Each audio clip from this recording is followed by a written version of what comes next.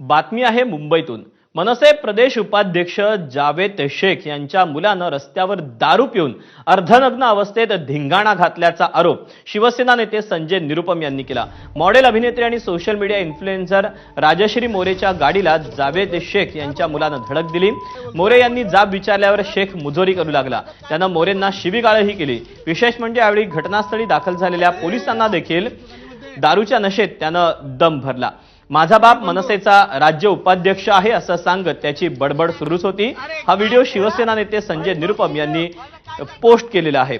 आंबोली पोलिसांनी धिंगाणा करणाऱ्या मनसे नेत्याच्या मुलाविरोधात गुन्हा दाखल केला असून पुढील तपास सुरू आहे।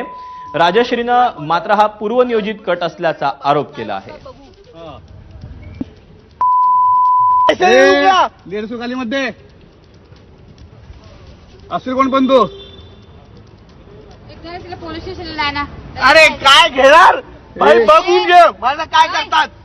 हा तुम्हाला शिव्या देतोय। शिव्या दिले मग काय करतोय? काय बोललो काय बोलतोय? काय बोललो?